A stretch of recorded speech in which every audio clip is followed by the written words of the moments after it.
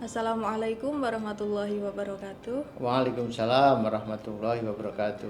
Halo, selamat datang di Podlens, podcast literasi, edukasi, dan narasi santai, tempat berbagi inspirasi, menggali makna, dan menumbuhkan semangat belajar yang menyenangkan. Saya Mutia, yang akan menemani Sobat Podlens kali ini dalam podcast yang bertema ASN Produktif dimulai dari mental yang sehat. Sobat Podlens, pernah nggak sih ngerasa capek kerja tapi bingung jelasin capeknya di mana? Kerjaan jalan, tapi hati kok rasanya penuh ya? Nah, dalam podcast kali ini kita akan ngobrol santai tapi sangat penting tentang bimbingan konseling dan kenapa relevan buat ASN dan masyarakat.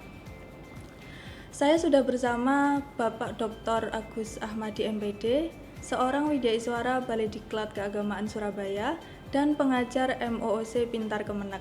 Yuk kita sapa dulu.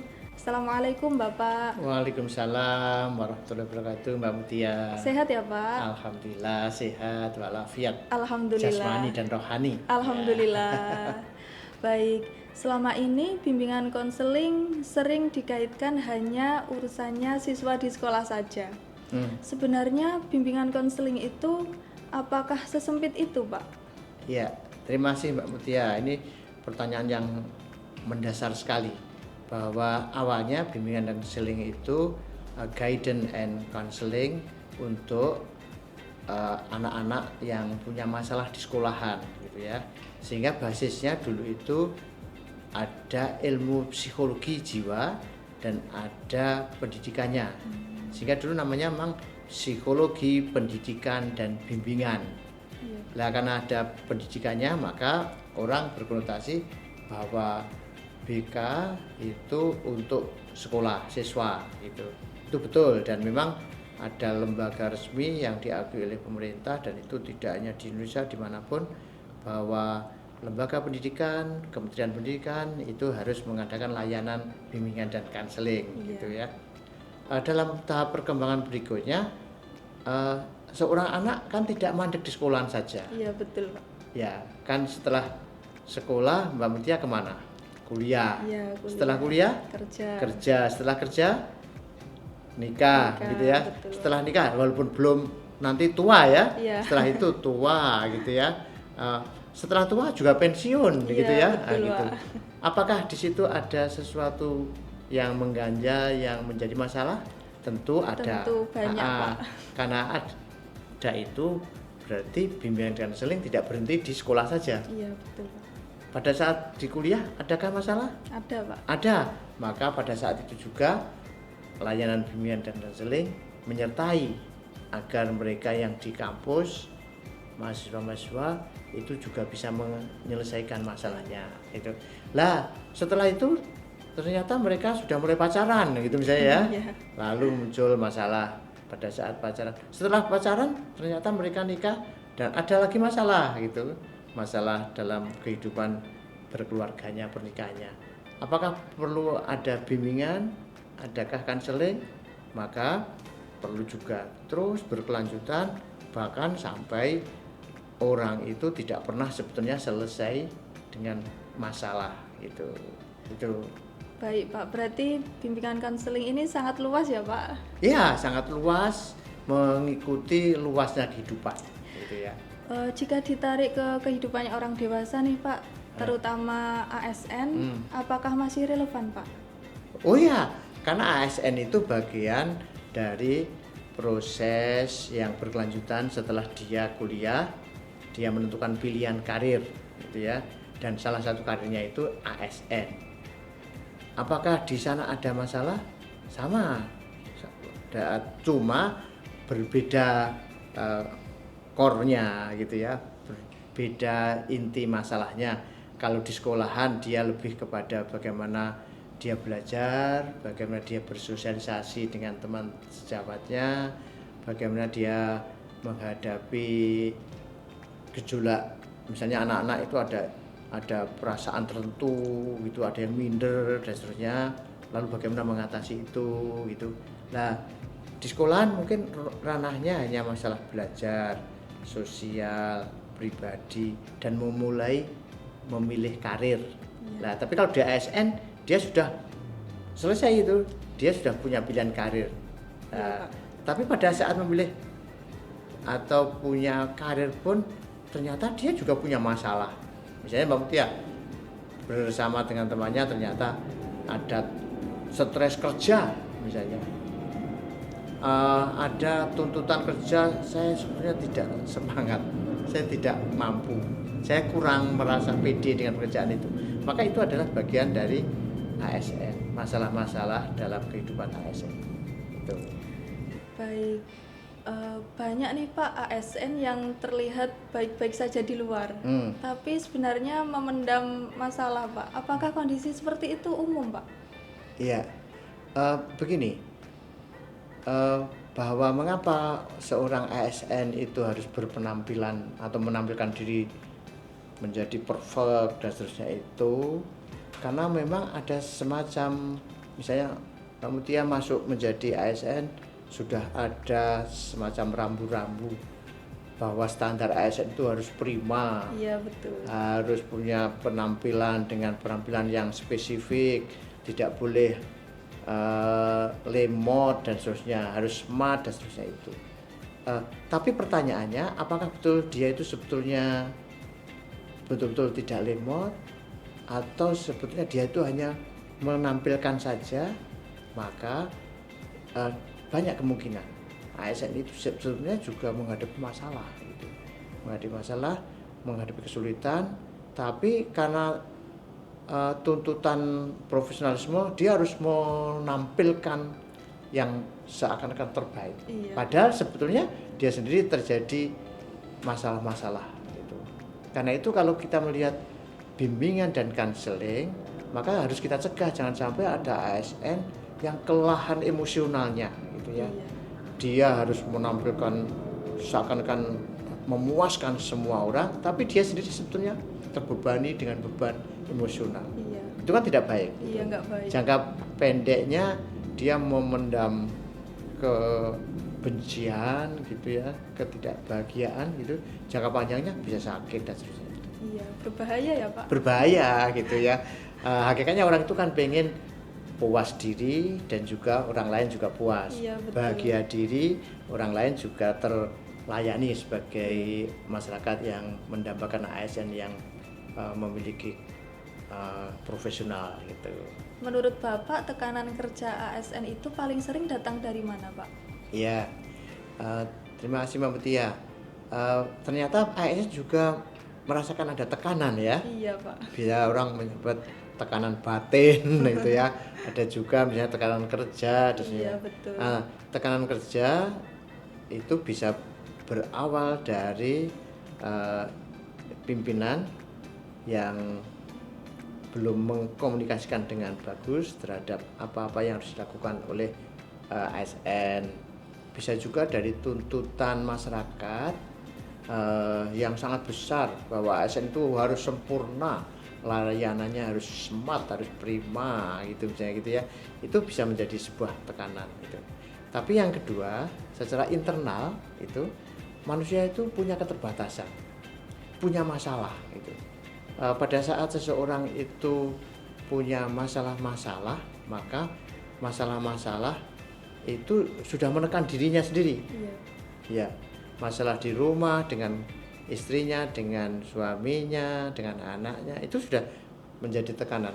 Terus karena tidak mampu memanage gitu ya, manajemen emosi, maka itu terbawa ke sekolahan, ke kantor, dan itu menambah beban-beban itu. Maka ada faktor internal dalam diri ASN itu sendiri, ada faktor eksternal gitu ya. Belum lagi tekanan itu bisa tadi ya, sistem kehidupan itu kan tidak hanya mikrosistem tapi juga mesosistem, eksosistem itu. Misalnya ada politik tertentu yang membuat ASN harus mengikuti politik tertentu, pandangan budaya atau kondisi negara yang mengharuskan begini-begini, sementara dia sendiri belum siap dengan itu, maka itu menjadi sebuah tekanan-tekanan itu. Baik, menarik nih Pak. Berarti tekanan kerja itu bisa datang dari internal, bisa dari eksternal ya Pak. Nah itu kalau nggak dikelola dengan baik nih Pak, dampaknya terhadap perilaku kerja ASN gimana Pak? Ya, dampaknya begini. Mbak Mutia mungkin pernah lihat ada ASN yang sepertinya baik-baik saja, gitu Iya. ya. Baik-baik saja kalau tampilannya ya kayak profesional gitu, tapi sebetulnya dia itu ogah-ogahan.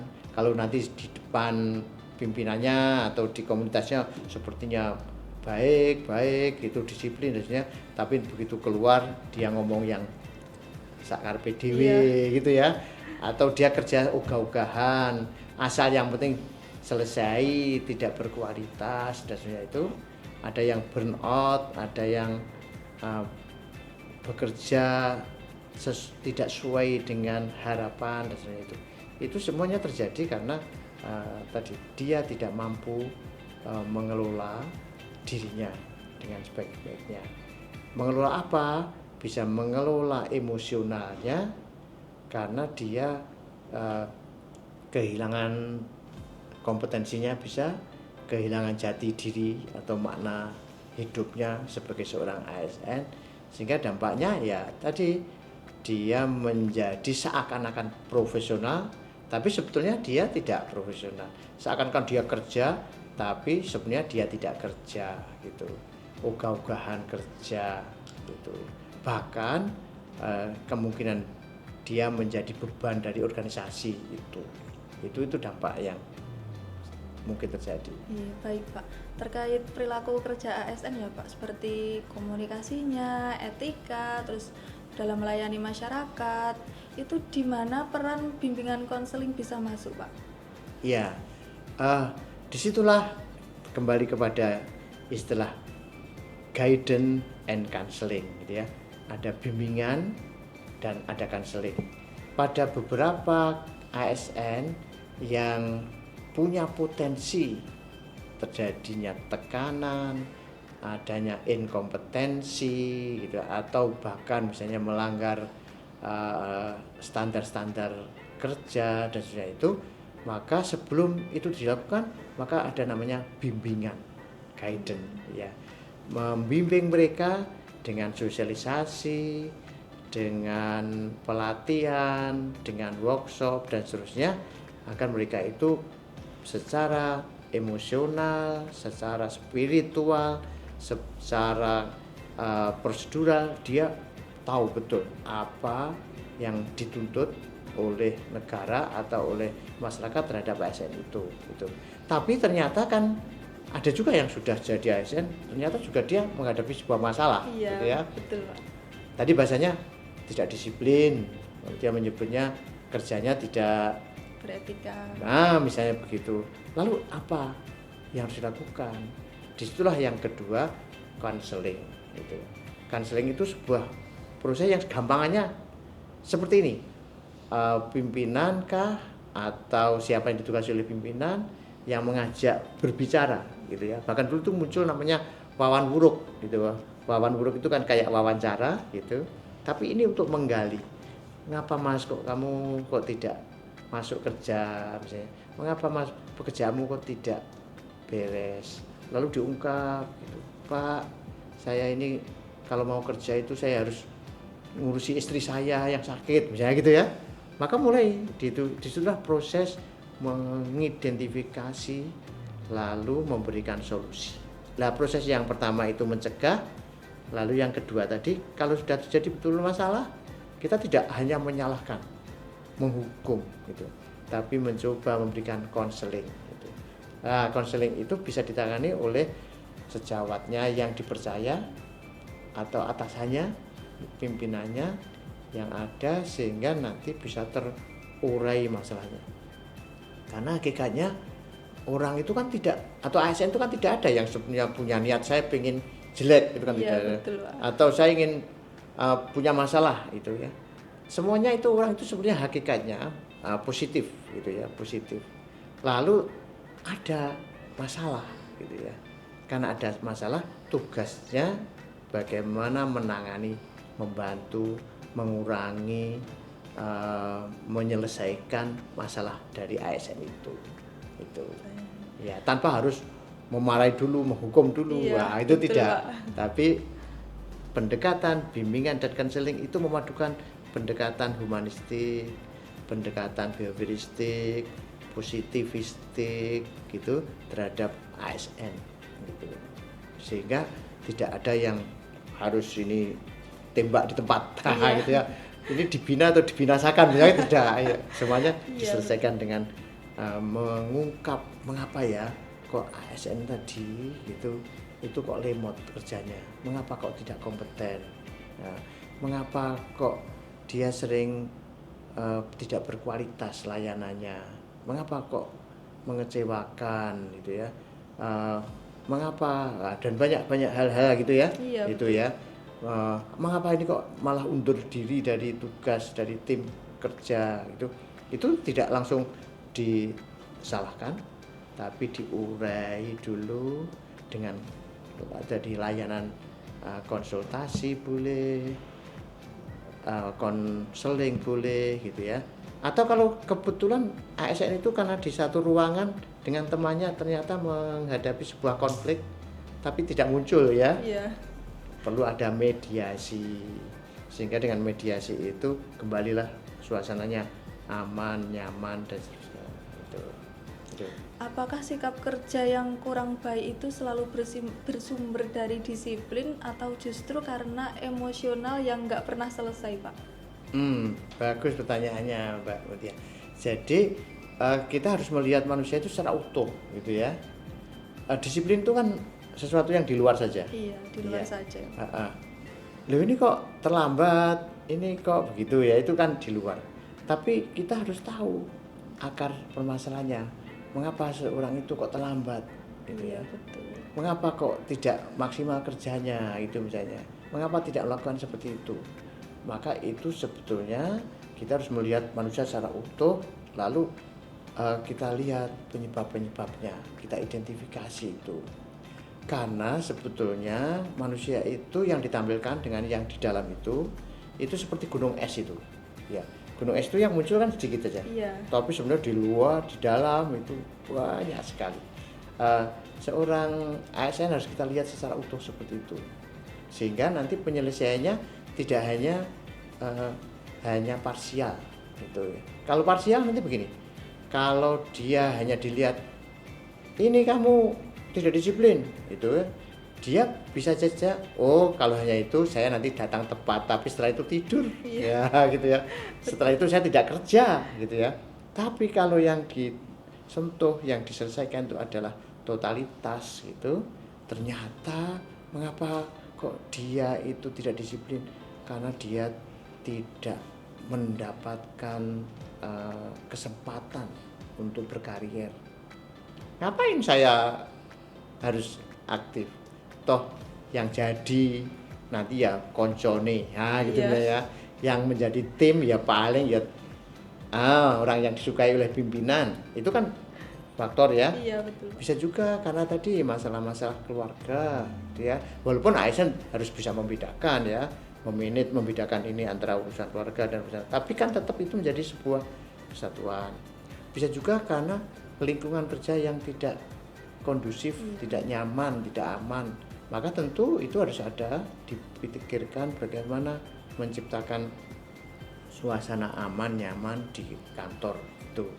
Kalau itu masih menjadi masalah gitu, orang kadang-kadang males kerja gitu ya, ogah-ogahan itu karena tidak kejelasan tentang karir dan seterusnya itu. Ada ketidakterbukaan gitu ya. Maka kalau sudah seperti itu, maka dampak yang muncul seperti tadi ketidakdisiplinan, tapi sebenarnya sumbernya dari akar-akar yang lain. Semakin diketahui akarnya, nanti akan terjadi sumber kebaikan. Nah gitu, sumber kebaikan untuk mengatasi tadi misalnya ASN yang bermasalah itu.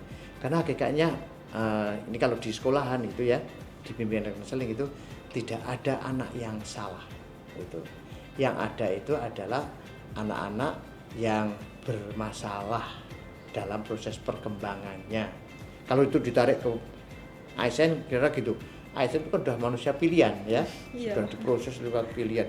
Sebenarnya tidak ada yang salah pada mereka, tapi memang ada masalah yang harus dibantu untuk diselesaikan, gitu ya, dari berbagai sumber sebab tinjauan, gitu Iya, ya, betul. tinjauan emosional, tinjauan diri, tidak hanya selalu dari atas, ya, gitu.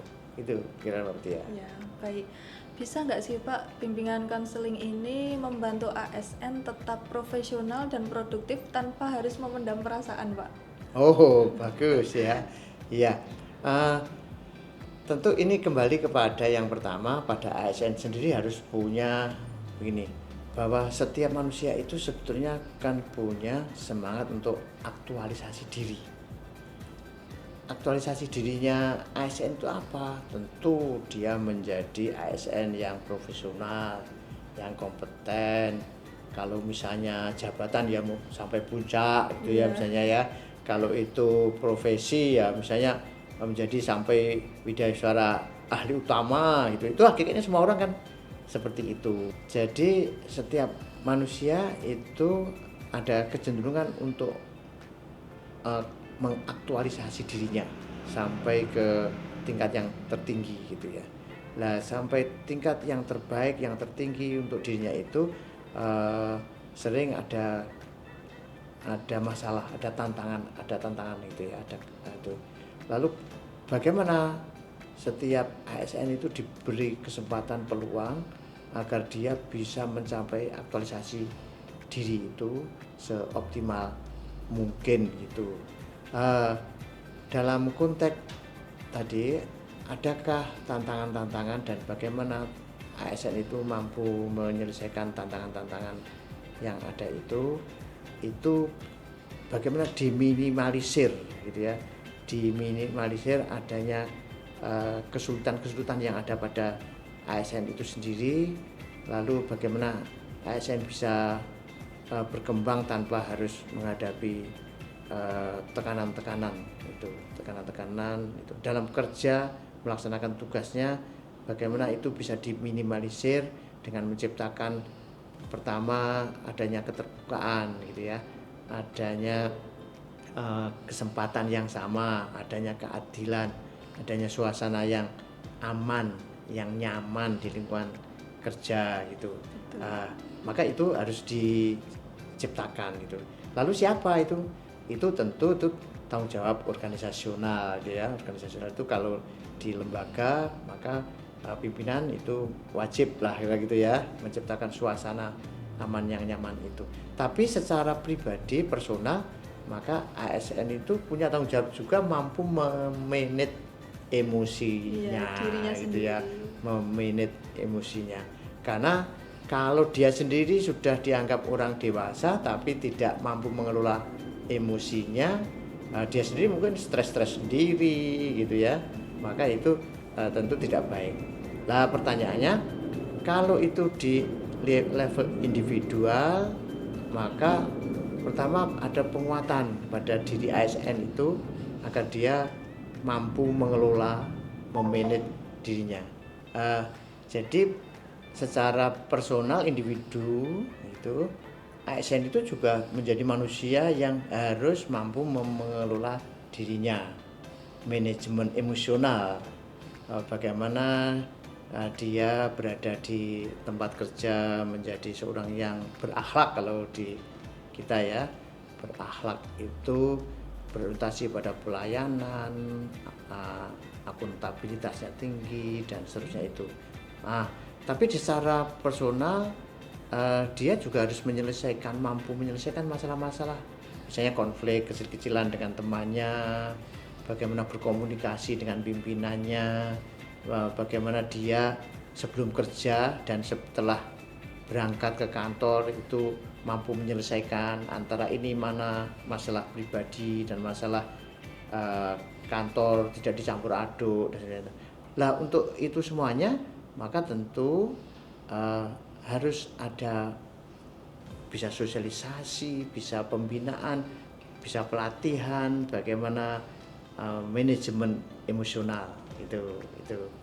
Kemudian setelah berada di sebuah lingkungan organisasi itu, maka bagaimana organisasi itu menciptakan sebuah lingkungan yang secara emosional itu aman, nyaman gitu ya, terbuka, demokratis gitu ya, sehingga mereka ASN itu merasakan semangat untuk bekerja gitu ya. Itu. Baik. Terakhir nih Pak, Ya. pesan Bapak buat ASN yang ngerasa aku harus selalu kuat gitu. Padahal juga manusia biasa ya Pak. Apa Pak?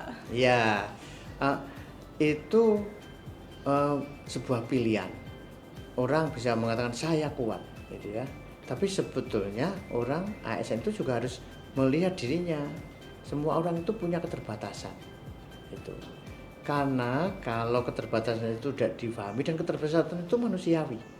Keterbatasan itu bukan sebuah kekurangan. Mengakui keterbatasan itu baik, karena nanti terus dia bisa mampu menyesuaikan tuntutan kerja. Oh ini saya begini gitu. Lalu kalau begini nanti saya menggunakan cara yang begini. Maka di situ dia akan merasa aman, nyaman gitu, sehat gitu ya, sehat secara psikologis gitu. Tapi kalau orang selalu harus menunjukkan bahwa dirinya yang paling sempurna, paling ini dan sebagainya itu, sementara ternyata tidak sesuai keadaan, itu berarti dia membohongi dirinya gitu ya, membohongi dirinya. Nah ini sebuah masalah tentu ya, kalau sampai bahasanya mungkin kayak munafik lah gitu ya. Jadi ya tidak kuat-kuat atau baik-baik amat, tapi dia paksakan. Lebih baik ada keterbukaan itu secara. Tapi memang dunia ASN, tuntutan masyarakat itu selalu mengharapkan ASN itu harus yang prima, Iya. gitu. Yang pokoknya baik gitu ya. Tapi kita manusia, dan manusia itu boleh gitu ya. Kalaupun misalnya ada kekurangan, ada kelemahan, ya akui saja itu. Itu akan menyehatkan emosi kita, akan menyehatkan diri kita gitu. Baik, terima kasih Bapak Dr. Agus Ahmadi atas obrolan yang membuka wawasan hari ini Pak. Terima kasih Mbak Mutia.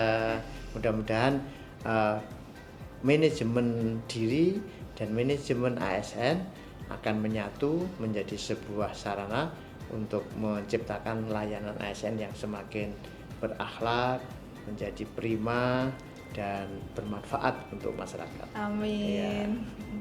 Sobat Podlens, dari sini kita belajar bahwa ASN yang produktif itu bukan hanya tentang disiplin dan kinerja saja, tetapi kesehatan mental dan peduli terhadap diri sendiri itu juga sangat penting.